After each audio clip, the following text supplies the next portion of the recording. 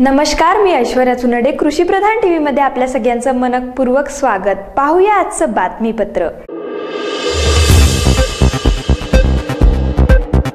जिजाऊ सृष्टीवर उलटला लाखोचा जनसागर. राजमाता जिजाऊ यांची जयंती त्यांचे माहेर असलेल्या बुलढाणा जिल्ह्यातील सिंदखेड राजा येथील जिजाऊ सृष्टीवर मोठ्या उत्साहात जन्मोत्सव मराठा सेवा महासंघ आणि इतर सामाजिक संघटनेकडून साजरा करण्यात आला. त्यासाठी महाराष्ट्रातूनच नव्हे तर देशातून जिजाऊ प्रेमी दाखल झाले होते. ये जन्मोत्सव एक बहुत ही यहाँ के लोगों की भी अहमियत रखता है और जो भी सारे जीजा माता को चाहने वाले हैं उनके लिए भी बहुत एक ये पावन अवसर है. तो मेरा ये मानना है कि चीफ मिनिस्टर ने जो है खुद इस उत्सव में जो है यहाँ पर सहभाग लेना चाहिए, शामिल होना चाहिए और इस नगरी के विकास के लिए गवर्नमेंट ने खुद आगे बढ़कर इसमें हिस्सा लेना चाहिए. हा सोहळा या पुढच्या काळामध्ये लोक उत्सव व्हावा म्हणून आमचे सातत्याने प्रयत्न त्या ठिकाणी राहणार आहेत.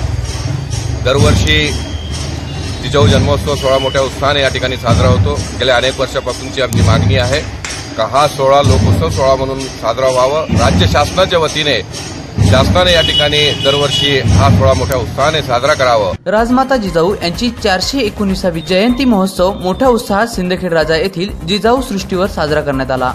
100 एकरच्या मैदानामध्ये पुस्तकाचे 500 स्टॉल आणि भोजनाचे 200 स्टॉल लागले होते.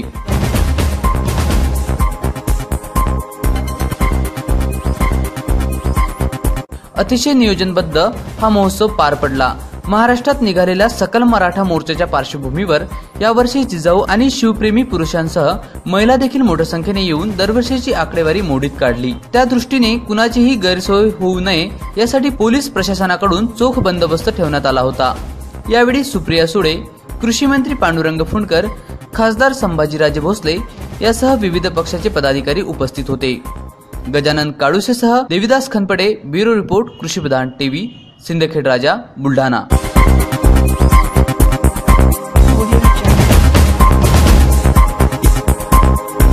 आता आपण पाहू शकता आपलं चॅनल आपल्या मोबाईलवर. त्यासाठी सबस्क्राईब करा कृषी प्रधानचे यूट्यूब चॅनल आणि पहा आपलं चॅनल आपल्या मोबाईलवर. तसेच आमचे फेसबुक पेजही लाईक करायला विसरू नका. पुन्हा भेटूया काही नवीन घडामोडींसह. तोपर्यंत नमस्कार.